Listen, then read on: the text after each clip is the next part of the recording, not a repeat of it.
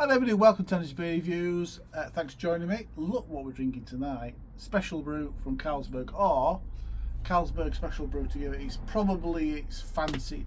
I'm just wondering actually, is it only strong beers that we call by their brewer's name first?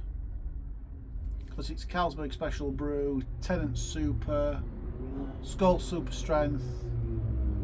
I think probably, oh, motorbike. On cue. I think it must be with the, I don't know. I can't think about it. I'm a bit apprehensive, should I say, about trying this one. 7.5% ABV, strong lager from Denmark. Although I don't think anybody in Denmark actually drinks this stuff.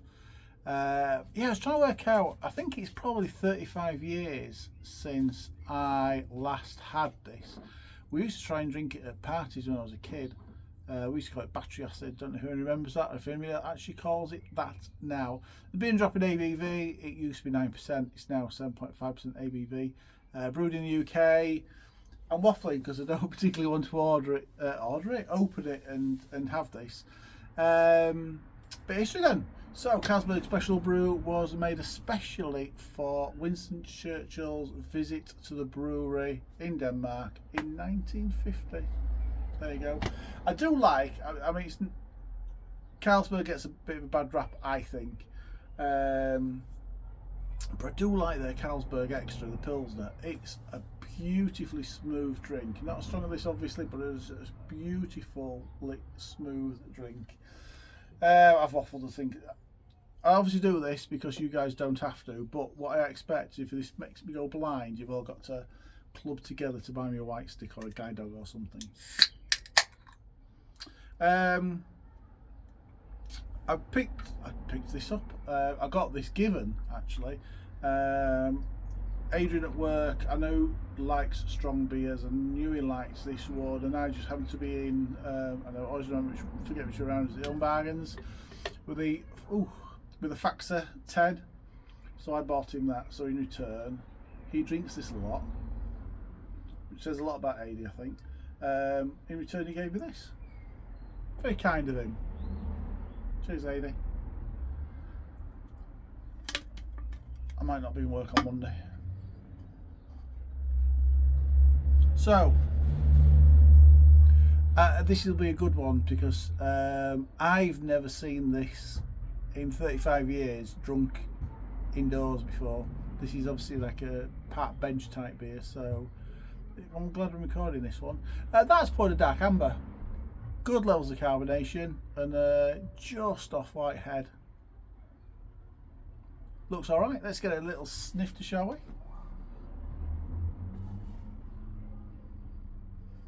Now, it's been in the fridge for about an hour.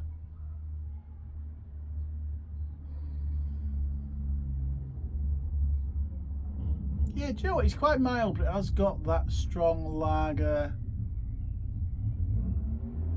aroma. It's got that glucosey aroma to it, a little bit of malt.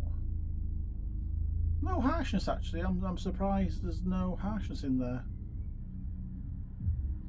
But none of these strong lagers smell like strong lagers anymore, because they use the glucose, the sweetness, to mask it. Right, as it's Danish, Skål.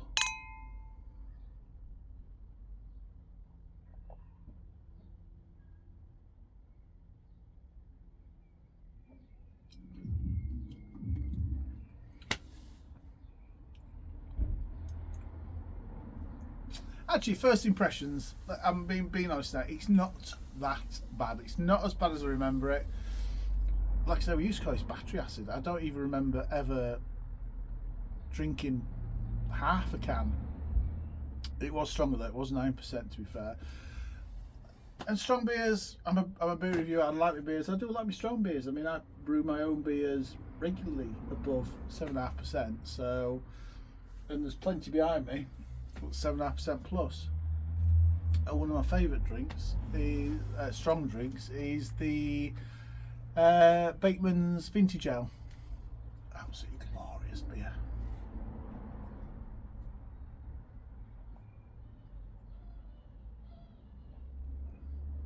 So let's be fair, 7.5% isn't that strong anymore, is it? Unlike some other strong beers, it's not as sweet as I was expecting. There is sweetness in there, but it's just not as sweet as I was expecting.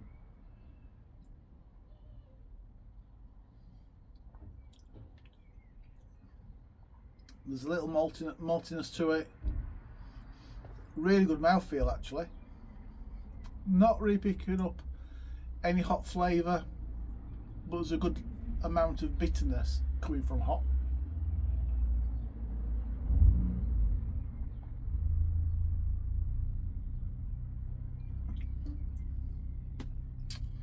That's actually quite a nice bitterness, and it's good it's got it in there, because you got that almost like a medium sweetness, because you had medium sweetness, and then you got the bitterness, and they kind of balance each other out. It's a well balanced beer. They balance each other out quite nicely.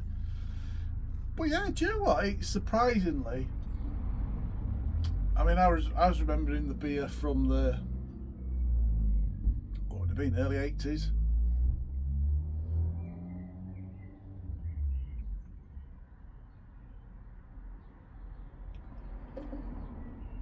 And if I'm being honest, the Factor 10 used to be a guilty pleasure of mine. This isn't as harsh as that. I have moved on now from the Factor 10 as a guilty pleasure. It's now the Factor Premium, which isn't as strong, but it's a lovely smooth beer.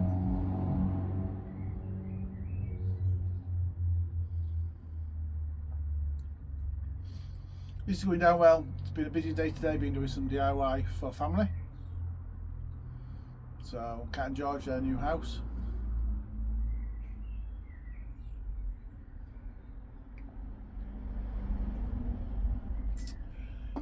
I have to say, not as bad as I expected at all. It is crisp.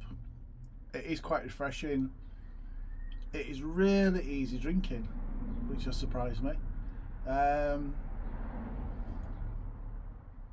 It does say probably the best beer in the world. It ain't. Far from it.